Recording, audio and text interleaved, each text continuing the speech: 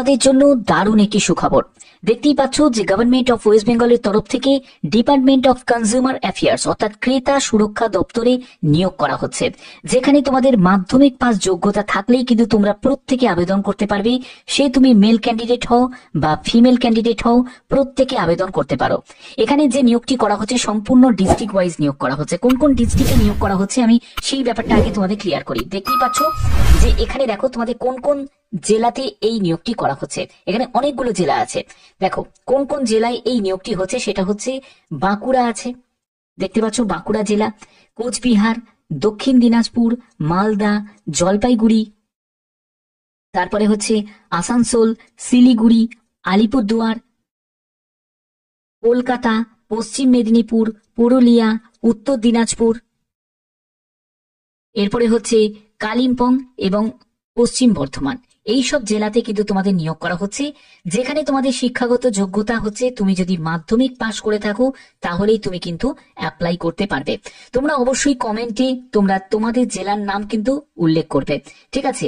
তো এটি কিন্তু তোমাদের জন্য বিগ আপডেট, কারণ এই ক্রেতা সুরক্ষা দপ্তরে তোমরা যারা যারা আবেদন করবে তারা প্রত্যেকেই কিন্তু তোমাদের যোগ্যতার বেসিসে কিন্তু এখানে নিয়োগ হচ্ছে। দেখো যে যে ডিস্ট্রিক্ট গুলোতে এই নিয়োগটি করা হচ্ছে সেই ডিস্ট্রিক্ট গুলোর কিন্তু একদম লিস্ট এবং তার পাশাপাশি এখানে কিন্তু ঠিকানাগুলো দেওয়া আছে। তোমরা যে জেলা থেকে বিলং করছো সেই জেলা যদি এই তালিকার মধ্যে দেখতে পাও, সেই তালিকার এই জেলাতেই গিয়ে তোমাদের ফর্মটা কিন্তু জমা করতে হবে। ফর্ম ফিল আপটাও আমি এই ভিডিওতে দেখাবো, প্রত্যেকটি তথ্য থাকবে এই ভিডিওতে। এবং ভ্যাকেন্সি গুলো তোমরা দেখতে পাচ্ছ, এখানে কিন্তু ভ্যাকেন্সি দেওয়া আছে। তো এবার দেখো তোমরা এখানে বেতন কত টাকা পাবে। এখানে বেতন যেটা পাবে সেটা হচ্ছে 25,000 টাকা প্রতি মাসে তোমরা এখানে বেতন পাবে। এখানে তোমাদের 15,000 টাকা দেওয়া হবে যারা রিটায়ার্ড পার্সন তাদের জন্য। যারা ফ্রেশার ক্যান্ডিডেট তাদের হচ্ছে 25,000 টাকা প্রতি মাসে তারা পাবে। এখানেই তোমাদের কি লাগবে দেখো, এখানে আবেদন করতে গেলে self attested copy of documents তোমাদের সম্পূর্ণ তোমাদের লাগছে, যেটা তোমাদের ইন্টারভিউ এর সঙ্গে নিয়ে যেতে হবে। ইন্টারভিউ এর সময় তোমাকে নিয়ে যেতে হবে অরিজিনাল ডকুমেন্টস এর সাথে, যেটা হচ্ছে ইন্টারভিউ কাম তোমাদের স্পিড টাইপ টেস্ট যেটা হবে। এবং সেখানে কিন্তু তোমাদের ডিকটেশন থাকবে, ট্রান্সক্রিপশন থাকবে, যেরকম একটি স্টেনোগ্রাফিতে হয় সেরকম কিন্তু তোমাদের হবে। এখানে তোমাদের যেটা বলা হচ্ছে সেটা হচ্ছে এই যে আবেদনপত্র, এখানে সাপোর্টিভ যে documents reach the concern office 28শে ফেব্রুয়ারি 2025-এর মধ্যে সম্পূর্ণ আবেদনপত্র তোমাকে পাঠাতে হবে। এখানে তোমাদের কিন্তু মানে ঠিকানার সম্পূর্ণ ডিটেলসটা কিন্তু দেওয়া আছে, অবশ্যই সেটাকে ভালো করে একবার দেখে নেবে। যে জেলা থেকে আবেদন করছো সেই জেলাতেই কিন্তু তোমাদের আবেদনপত্র পাঠাতে হবে। ওকে, এখানে আবেদন করতে গেলে তোমাদের কোন পোস্টে নিয়োগ করা হচ্ছে, দেখো যে পোস্টে তোমাদের নিয়োগটি করা হচ্ছে সেটা হচ্ছে স্টেনোগ্রাফার।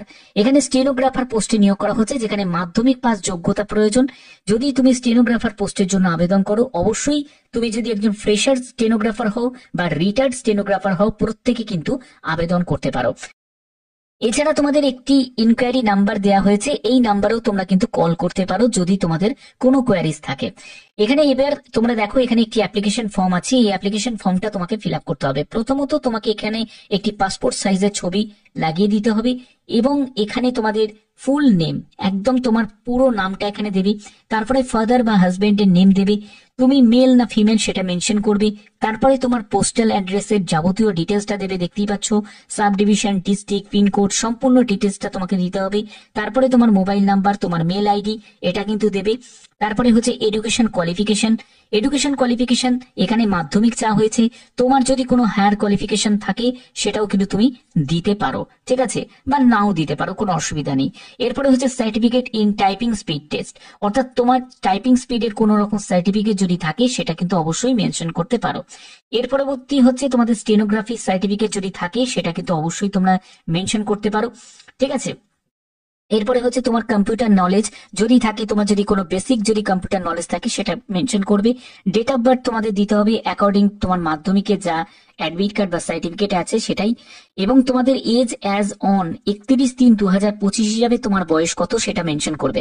এখানে তোমাদের বলে রাখি, এখানে বয়সের কিন্তু উর্ধ্বসীমা অনেকটাই বেশি, যেহেতু এখানে রিটায়ার্ড বা নন ফ্রেশার ক্যান্ডিডেটরাও কিন্তু অ্যাপ্লাই করতে পারছে, তো সেক্ষেত্রে এজ লিমিটটা অনেকটাই বেশি রাখা হয়েছে।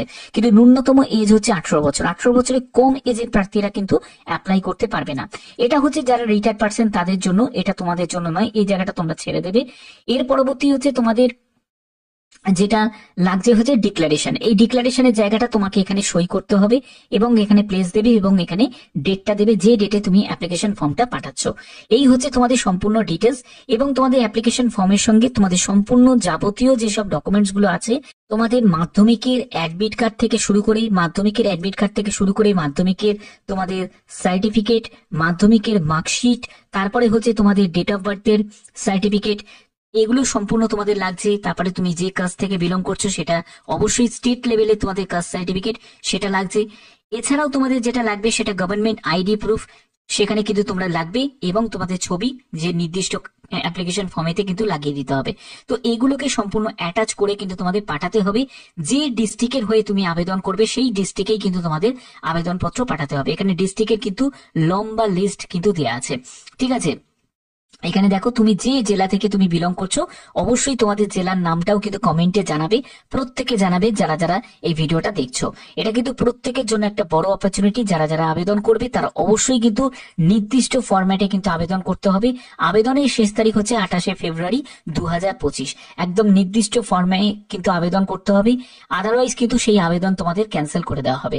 এর জন্য এইসব গুরুত্বপূর্ণ তথ্য আমি প্রতিনিয়ত তোমাদের কাছে প্রোভাইড করি। এরকমই গুরুত্বপূর্ণ তথ্য পাওয়ার জন্য অবশ্যই চ্যানেলটাকে তোমরা সাবস্ক্রাইব করে রাখবে, বেল আইকনটাকে অল করে রাখবে।